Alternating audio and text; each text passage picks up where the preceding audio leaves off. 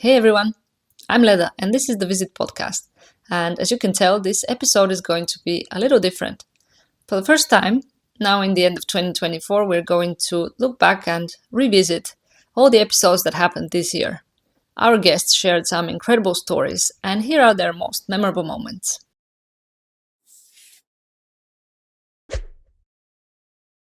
How does one person decide to go into circus art? Like this is such a niche. Yeah, it's actually in Finland we have this like very big youth circus culture. One of the most nourished youth circus culture in Europe. And I was also 7 years old when I started it as a hobby. One thing led to other one, and then I became a professional circus artist. Circus is like for me from like all my childhood and my teenage years, it has been something where I can like create but also be very physical, because my artworks are also quite physical usually. So I think the circus is an art form that allows you to be creative and physical and also quite experimental. I love to play with like social norms and play with expectations and break them, or like point out like this is quite funny that we have these expectations, could we do something different? In Finland, you know, you might have noticed that people don't so much interact with each other. Like It's it's a famous yeah. So in this situations we are kind of like gently pushing towards this moment when you're in supermarket and you meet up with a stranger. For example, you accidentally grab the same like bag of bread, and then you like normally you would just like be like shocked and be like, oh, this is. But we are trying to push this moment to be like you actually say, look into the eyes and be like, hello.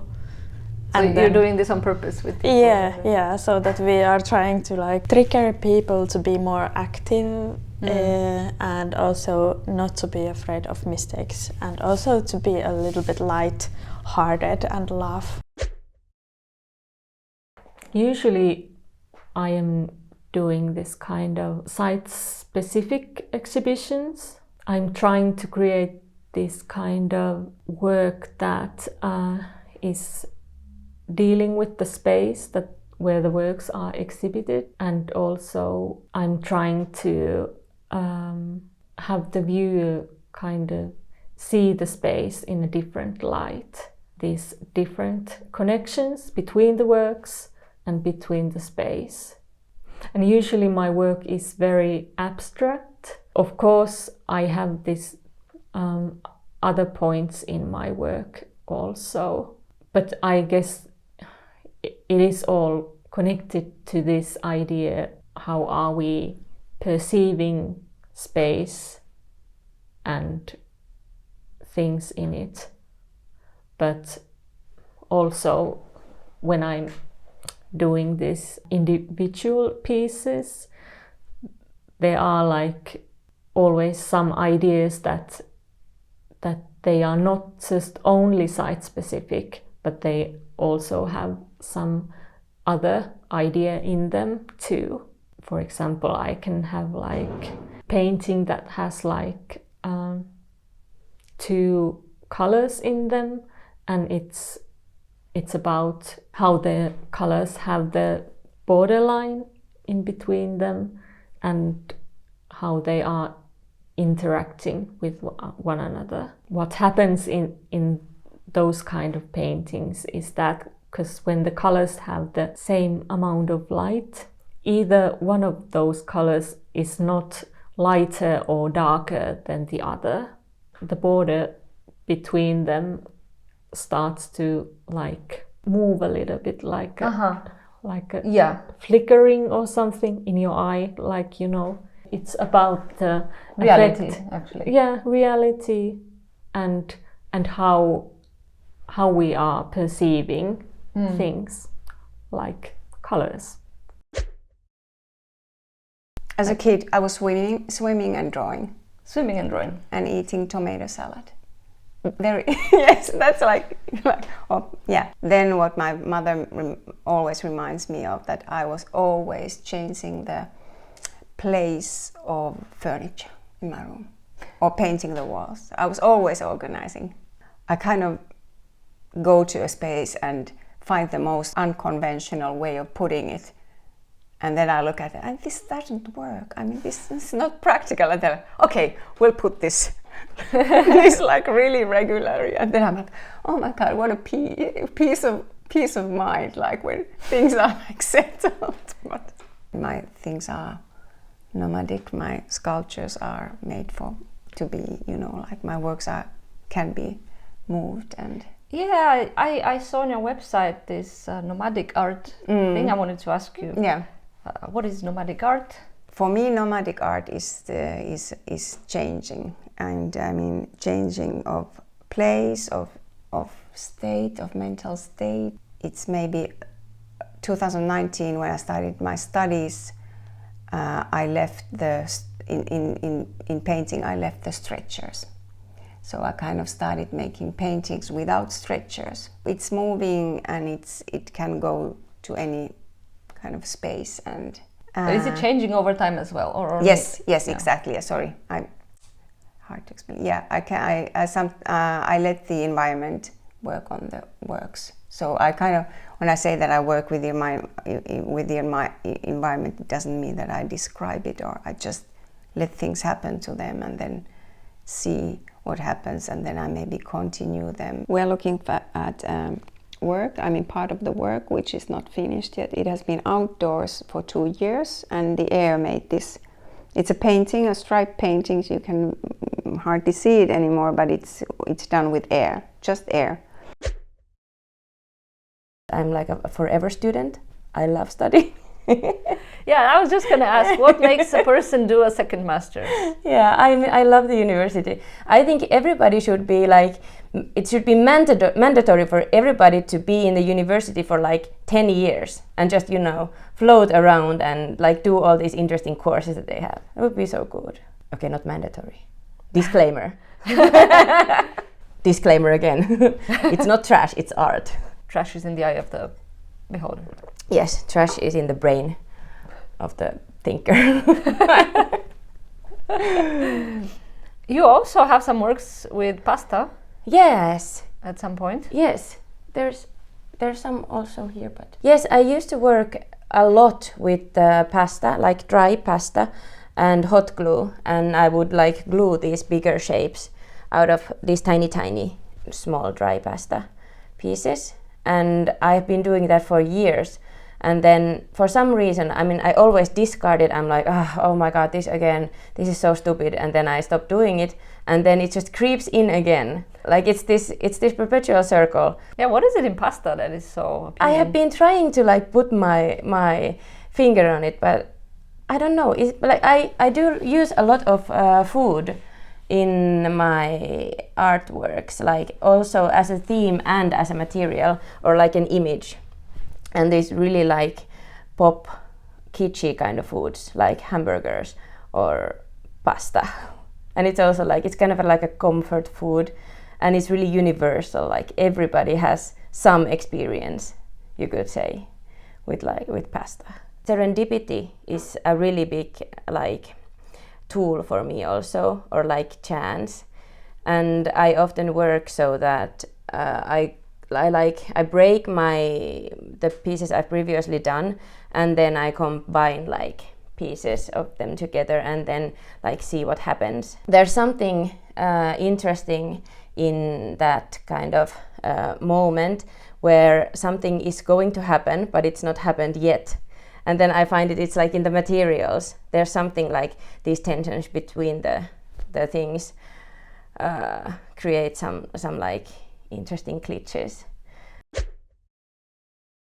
Experimenting and finding this like, okay, this is interesting. And then the theme of the work or the feeling of the work is kind of comes unconsciously.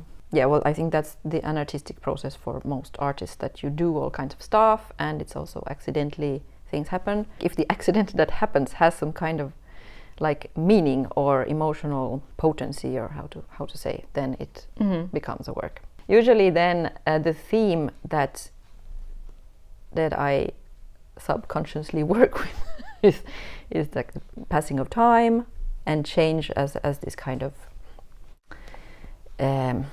thing that we human beings have to, or all things alive have to live with. That I would say it's not subconscious, because you very consciously formulated it in a sentence. That's true. Yeah, but I don't make a work thinking, okay, now I want to say something about the passage of time and change and aging. But it's more like when that kind of turns up in an accidental process in a material, then I find it interesting. So you're leaving the process to guide you, more or less. More or less. It was interesting when I started working as a guide in the museum. I noticed in the beginning that it's a very different attitude, because when I was as a kind of artist going around looking at exhibitions and artworks, I of course had this very subjective point of view, as kind of like, and much more critical, like kind of, oh, that's rubbish, like why do they show these kinds of things, and that's not interesting, or this is interesting, and kind of I can steal this idea, but then as a guide you need to find everything interesting and present it in an interesting way, even if you don't like it yourself, and that's actually not that hard, but I think it kind of changes a little bit, gets into your brain as well. It's a balance, because of course it's very good to be open and kind of let all kinds of ideas and things up, but then you need to at some point be critical to kind of make it condense it into a good artwork as well. From like early on, I have been quite interested of like seeing all these like little details around me and having a camera with me, and I was always observer kind of, so I feel like that's like kind of part of me as who I am, and just this like curiosity to things around me, and also kind of remembering like all these things and capturing. So yeah, I guess it started just like as this like hobby, and also like teasing my friends of always being with the camera and like and then later on I took a course on film photography and then got more excited about it.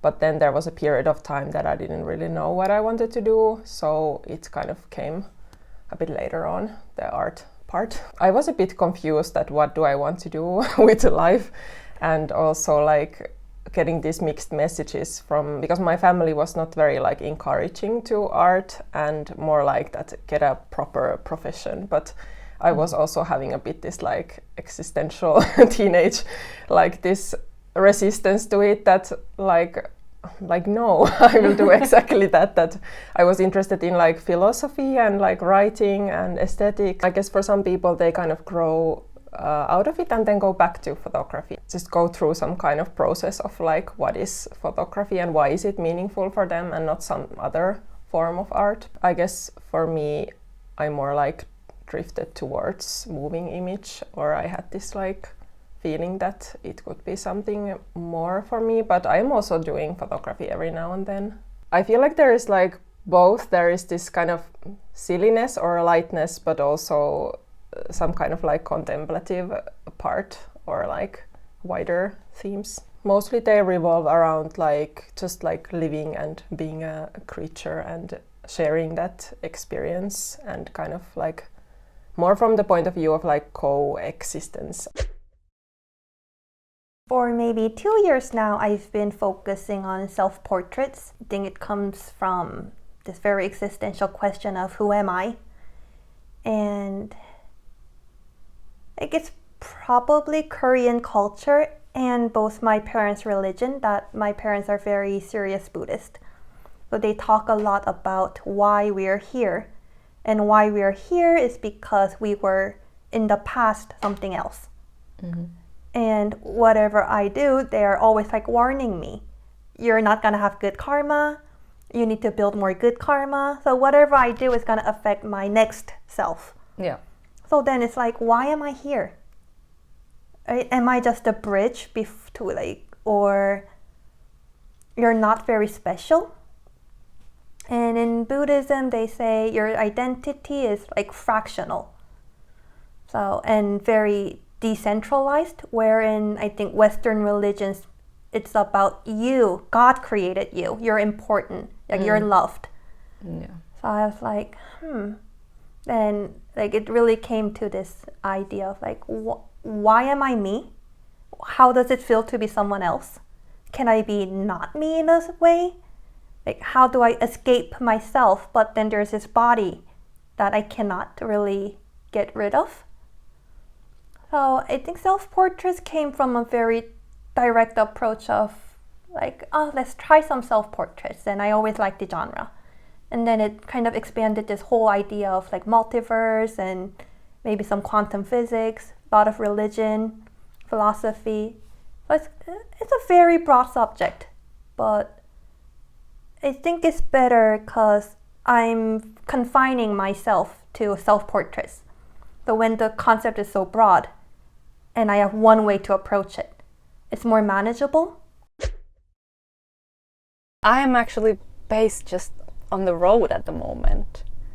It depends on where I want to go. I'm based there, maybe. The life was kind of leading me in there, just giving these opportunities. And I was like, I need to grab it. You know, you get opportunities, like I can't say no. I was like, no, I will take it. And so I went to UK, and after that I felt like, okay, wood is my material. I found the wood kind of there, and it felt like, okay, this is what I want to work with. And I felt like, okay, I need to learn how to make proper joinery, because I was interested of furniture. Furniture that combines art and design, basically. So a furniture that is like an art piece, but functional, okay? That's the reason why I came back to Finland, and I wanted to go and learn how to make furniture. And then I was there. I was working in Fiskars for Nikari Oy, and I was there for 7 to 8 years. So very long time. But that was like my dream at the time. And I was super happy. And Fiskars is an amazing village. But then, you know, every era has its own time to end. And I got the feeling of, okay, I need to like listen more about my heart, because I wanted to create more of my own things. Everything changed like very suddenly because my dad passed away. So then I was like, okay, everything stopped, and I had to rethink my own life, like what do I really want, and what now, you know, because the bottom of the life just disappeared in a way.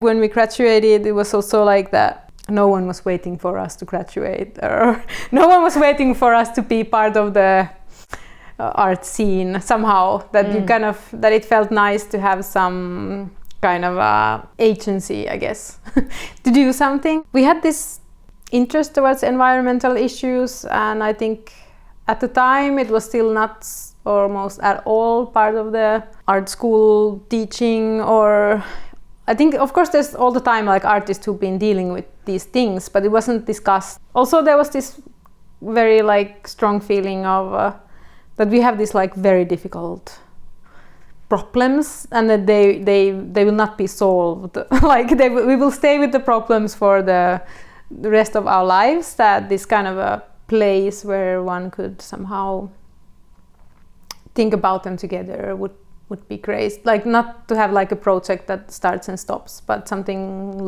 more longer. I also now own a piece of land. It's 11 hectares that I did this kind of a exhibition collaboration with Kiasma some years ago, and it had a little bit of a bigger budget, and I think I was somehow struggling with that project. I was thinking a lot of different kind of environments and different species, and kind of using them on my work as a topic. And then I felt that I still feel this kind of conflict that also at the same time my work includes some sides of this kind of working. It is like not good for the environment, or it is like destructive in some ways, that I felt like I wanted to give back something to that. Also at the same time, because I've been involved in this all sorts of environmental things in the like how to make things more environmentally in art scene. I don't really think that this kind of a buying a forest thing would be like a solution. So it's more of like thing that I was able to do in that moment in a way.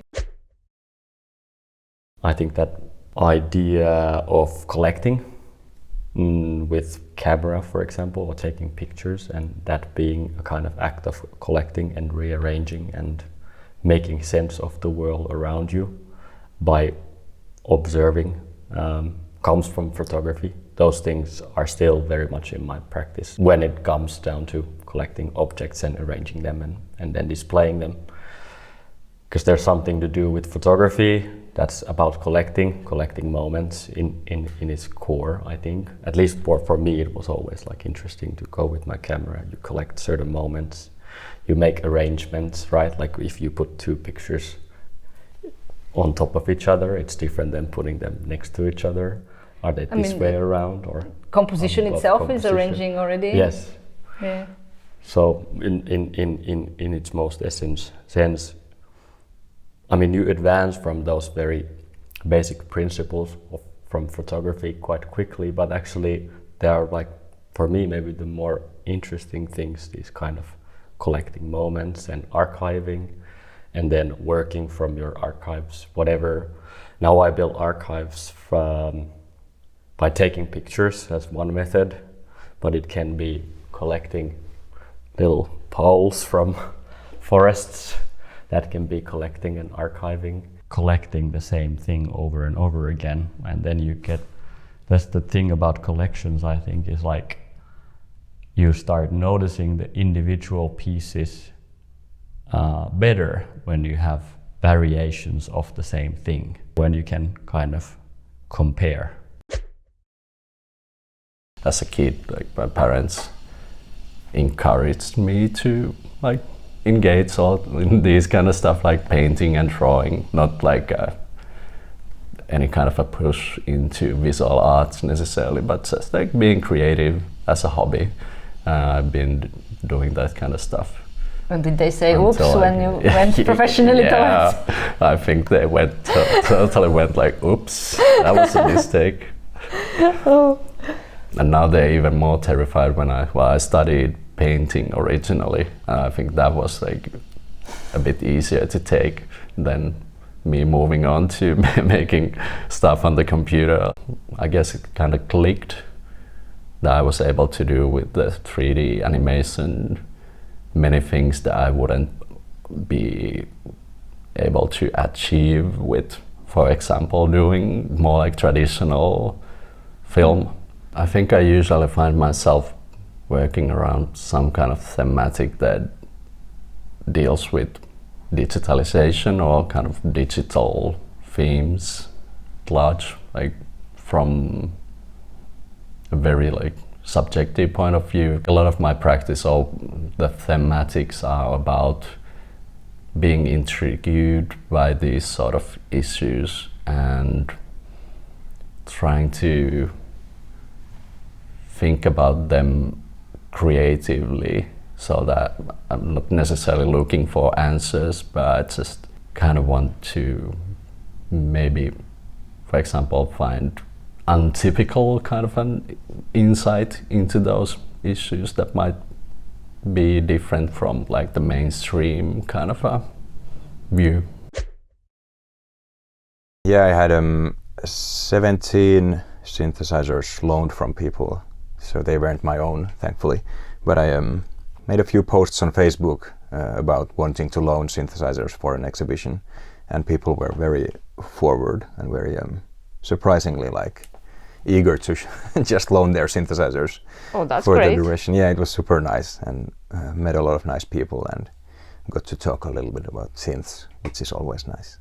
I'm kind of sort of balancing between like the music and the sound art thing all the time, and I guess I still have like much more knowledge about sort of the music or the electronic music thing rather than the sound art. Your sounds, at least in the gallery, that were very realistic bird sounds. So that was kind of it was a very focused installation in that sense, I guess, that I tried to make everything quite realistic and didn't really stray away from that sort of basic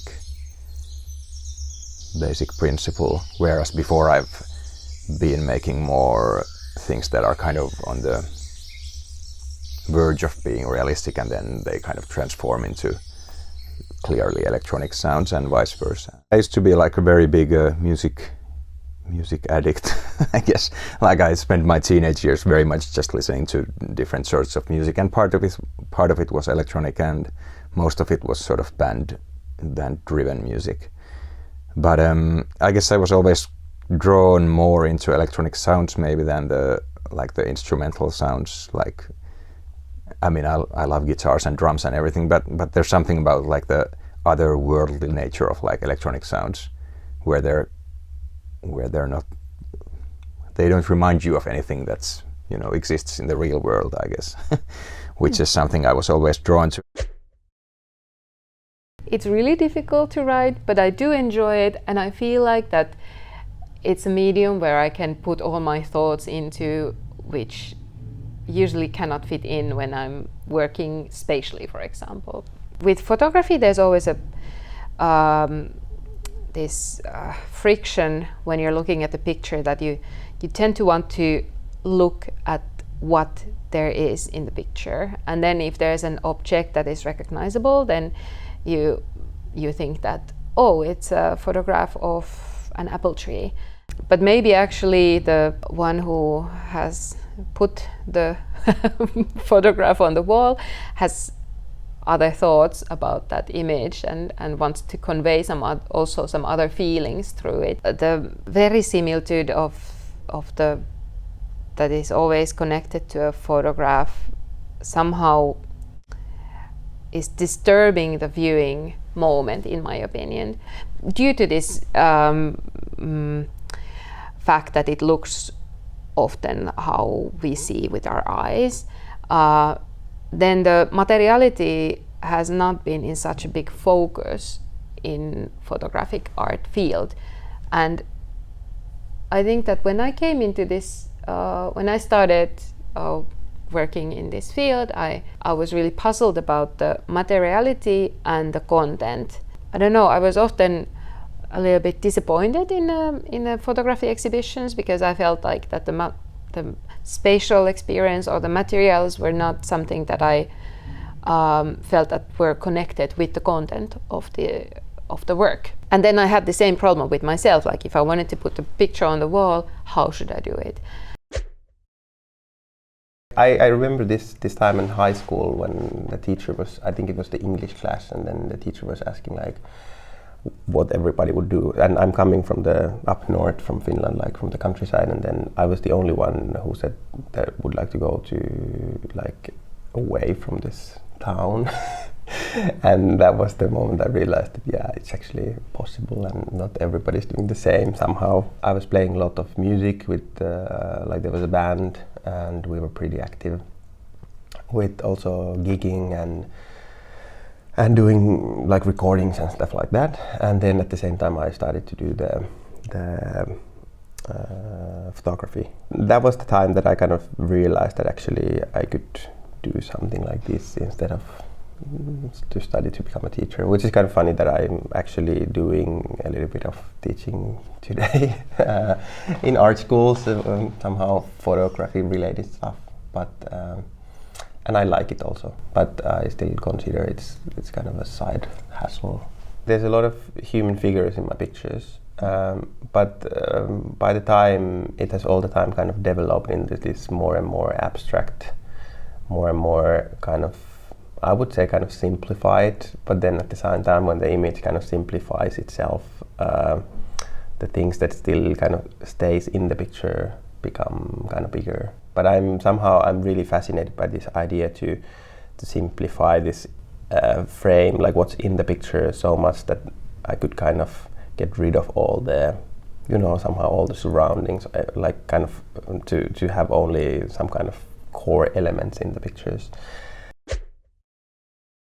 This art school was in a way good that it helped, because you work all the time, every day. You come there and do something. So I had solved many problems during my studies. So it helped me with the new thing. So I think that was the most important thing of my art school years, that I was regularly, daily working and then solving problems. And when I had this new thing coming, so I jumped into it and took my old practice that I have learned, and I still discuss with my professors that are now dead, but I still can remember and hear what they say to me, that remember that thing and how behind things are behind ear and stuff like that. But they're kind of they're discussions with us, because they were really every week they were there and discussing. It was really small circle of people, so they were giving a lot of time and energy to us. The old stories of this human, especially female kind of stories, were very important to me, because of course as a girl you try to find stories about women, that what has happened to them and how have they done science and how have they done art, and there were not many and they were really sad stories, so in a way interested me, and I was thinking that maybe there would be possibilities for me to do something and develop things, and even though our earlier sisters have had not so kind of good things going on. What I started to do in my work quite a long time ago, that I just add layers and layers. So first with the transfers of the printouts, or I make fragments and then I print them out and then I transfer them. So I lose quite a lot of parts of the image, and then through adding layers, the image kind of goes into maybe different directions or different appearances. So I think this also there's also this element of repair quite a lot in my works. So there's these fragments that are taped together, and sometimes there's small pieces missing, and then I replace them with some other pieces that just fit in. Yeah, they are very much like a mosaic. Yes, I would say so.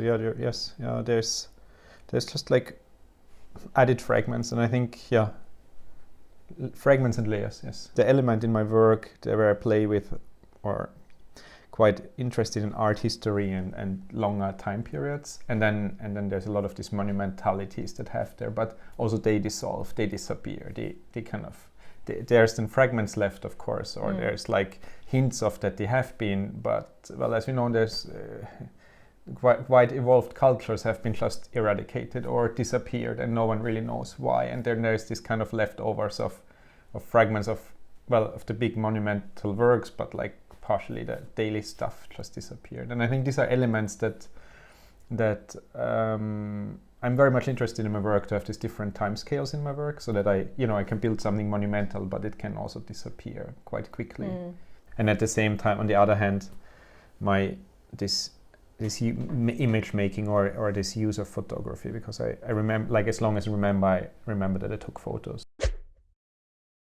It's just crazy that art schools or our education wasn't gearing towards, okay, so we're getting this skill and we're having the space and time to learn that material or medium or subject matter, and being so capable and talented, and yet that structure around it, clueless, absolutely clueless. Yeah, so I'm really, I'm passionate about finding information, sharing information, and just figuring out where are the blind spots, and what are the things that are made me really nervous, the cliff edge of leaving art school into, right, how do I do this, are kind of the same things that some of the students are talking about, and it's this kind of stability and financial stability and community and support, and those things are so important. Yes, you have your own practice and you're making your own thing, but you're never doing it alone. This is not an isolated thing, and it worries me when I hear people just wanting to be in their studio and not talk to anybody, because you immediately lose sight of what's the conversation, what's going on, what's the evolution. We have to be a bit resilient and a bit malleable and a bit like moving. So I'm really interested in making these links between past or future or possibilities that have come through this material. Yeah. So that's why I'm doing a PhD, because it's allowed me to kind of go very deep with one question or one thinking.